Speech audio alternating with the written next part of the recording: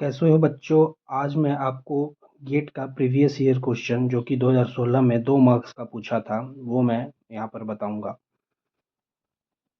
जितना भी basic concept है नेटवर्क सीरीज का वो मैं आपको इस क्वेश्चन के माध्यम से समझाऊंगा और बने रहिएगा इस चैनल से, क्योंकि और भी वीडियो आएंगी गेट बेसिक सीरीज के नाम से। तो देखिए यहाँ पे दोस्तों एक 0.04 VX का करंट सोर्स जो कि दिया हुआ है, जो कि आपके क्वेश्चन में नज़र आ रहा होगा।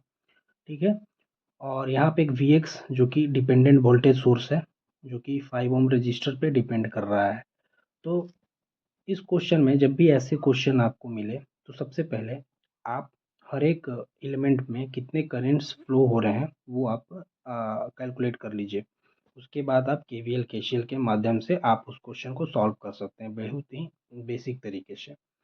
तो पहले देखिए इस नेटवर्क में आपको 0.04 करेंट सोर्स दिया हुआ है और इस रेजिस्टेंस के थ्रू अगर आप करेंट सोर्स निकालना चाहोगे तो यहाँ पर जो कि जब भी रजिस्टर जो होता है वो करंट को एब्जॉर्ब करता है, तो जो डायरेक्शन होगा करंट सोर्स का वो कुछ इस तरह से हो जाएगा, क्योंकि जो करंट होता है वो रजिस्टर को एब्जॉर्बिंग नेचर में होता है, तो पॉजिटिव साइड से निकल जाता है और निगेटिव साइड से निकलता है।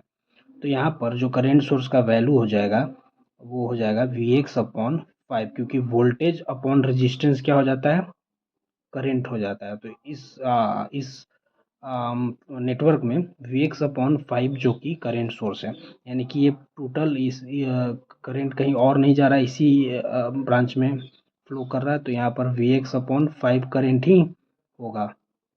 ठीक है।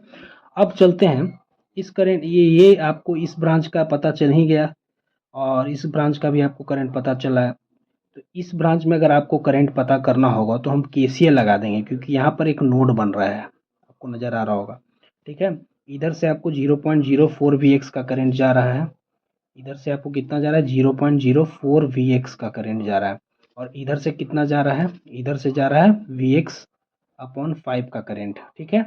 आपको पता है कि नोड पर sum of incoming current is equal to sum of outgoing current होता है। ठीक है। तो देखिए ये तो एक इनकमिंग करंट है जो कि 0.04 VX है, बट ये VX अपॉन 5 आउटगोइंग करंट है।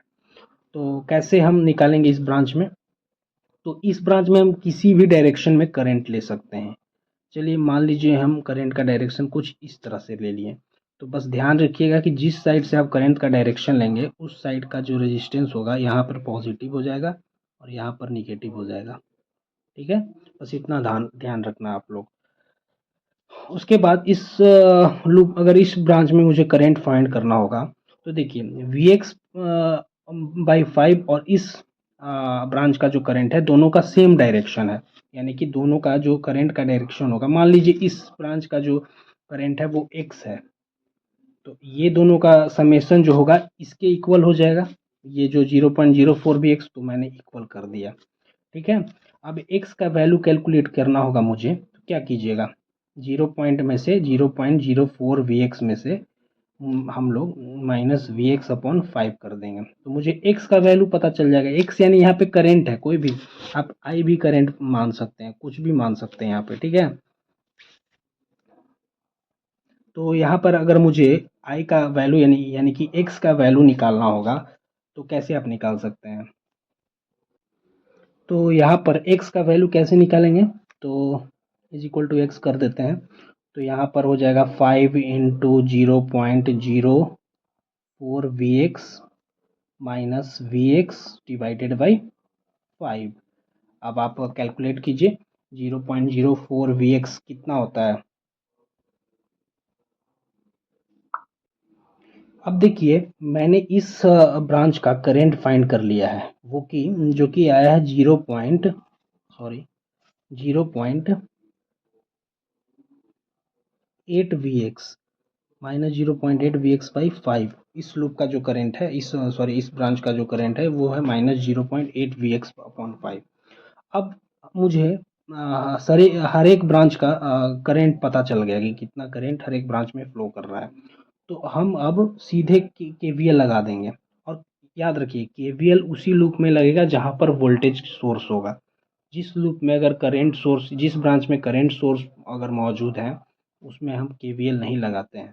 तो देखिए इस ब्रांच में 0.04 वीएक्स करंट सोर्स है, तो हम लोग ये ब्रांच में केवीएल नहीं लगा सकते, ना ही ये ब्रांच में केवीएल लगा सकते हैं। जब भी हम केवीएल लगाएंगे तो ये पूरे ब्रांच में लगाएंगे, ठीक है, ये पूरे ब्रांच में लगाएंगे।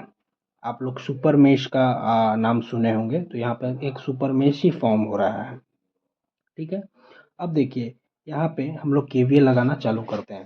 तो देखिए यहाँ पे एक 60 वोल्ट का इंडिपेंडेंट सोर्स है, जो कि वोल्टेज सोर्स है 60 वोल्ट का।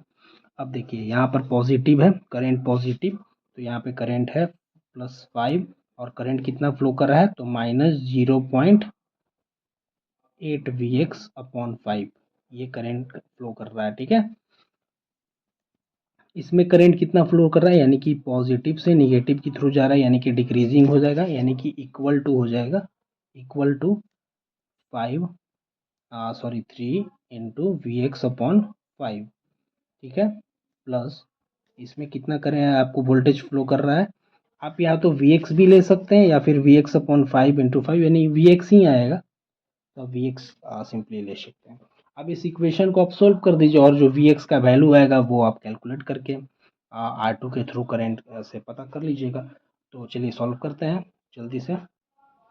तो देखिए यहाँ पर जो Vx का वैल्यू आया है वो 25 वोल्ट आ गया है।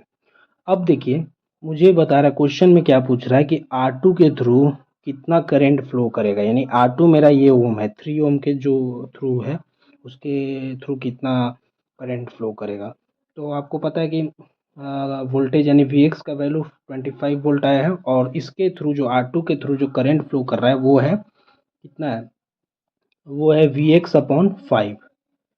तो Vx का वैल्यू मुझे पता है 25 है, और ये 5 यानी कि 50-25 यानी कि 5 एम्पियर का करंट फ्लो करेगा आपको R2 के थ्रू। तो ये रहा आपको गेट का क्वेश्चन, जो कि 2016 में 2 मार्क्स का पूछा था। तो देखिए कितने सिंपल रूप में मैंने इसे सॉल्व कर दिया।